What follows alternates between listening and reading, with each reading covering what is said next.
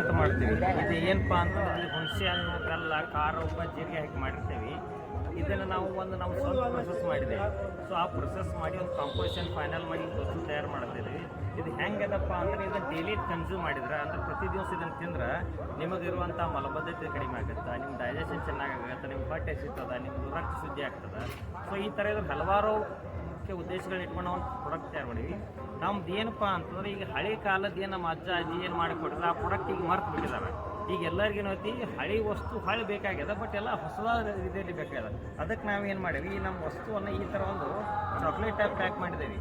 ನೀವು ನೋಡ್ಬೋದು, ಇನ್ನೂವರೆಗೆ ಚಿಗಡಿಯನ್ನು ಈ ಥರ ಯಾರೂ ಪ್ಯಾಕ್ ಮಾಡಿಲ್ಲ. ಸೊ ಯಾಕಪ್ಪ ಹೆಂಗೆ ಮಾಡಿವಿ ಅಂದರೆ, ಈಗೇನು ಜನರಿಗೆ ಹೊರಗೆ ಭಾಳ ಚಂದ ಕಾಣಬೇಕು ಆ ಥರದೊಂದು ಮೆಂಟಾಲಿಟಿ ಇದೆ. ಬಟ್ ಈ ವಸ್ತುವಿಂದ ಎಷ್ಟು ಹೆಲ್ತ್ ಬೆನಿಫಿಟ್ ವಿಚಾರ ಮಾಡೋದಿಲ್ಲ ಇವ್ರು ಏನು ಮಾಡ್ತಾರೆ, ಇಲ್ರಿ ಚಿಗಳಿ 10 ರೂಪಾಯಿ, ನಮ್ಮ ಊರಾಗ 2 ರೂಪಾಯಿ ಹೀಗೆಲ್ಲ ಮಾತಾಡ್ತಾರೆ. ಬಟ್ ಇದು ಎಷ್ಟು ಹೆಲ್ತ್ ಬೆನಿಫಿಟ್ ಕೊಡ್ತದೆ ಯಾರಿಗೂ ಗೊತ್ತಿಲ್ಲ. ಅದಕ್ಕೆ ನಾವೇನು ಹೇಳೋದಪ್ಪ ಅಂತಂದ್ರೆ, ಈ ಥರದ ಪ್ಯಾಂಪ್ಲೆಟ್ ಮಾಡಿದೆಲ್ಲ ಡೀಟೇಲ್ಸ್ ಇದೆ. ಏನಪ್ಪ ಅಂತಂದ್ರೆ, ಇದು ನೀವು ಕನ್ಸ್ಯೂಮ್ ಮಾಡಿದ್ರೆ ಏನೇ ಹೆಲ್ಪ್ ಆಗುತ್ತೆ, ನಿಮ್ಮ ಡೈಜೆಷನ್ ಇದ್ರ ಮೇಲೆ ಬರೆದಿದ್ದೇವೆ.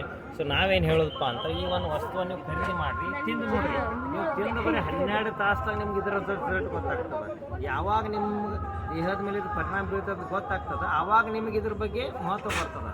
ಸೊ ನಾವೇನು ಹೇಳೋದು, ಈ ಒಂದು ವಸ್ತುವನ್ನು ಪ್ರಮೋಟ್ ಮಾಡಿರಿ, ಎಲ್ಲ ಮಂದಿಗೆ ಕ್ರಿಯೇಟ್ ಪರಿಸರ ಎಲ್ಲರೂ ತಿನ್ನೋದು ಮುಂದೆ ನಮಗೆ ಪ್ರಯೋಜನ ಆಗ್ತದೆ, ನಿಮಗೂ ಪ್ರಯೋಜನ ಆಗ್ತದೆ.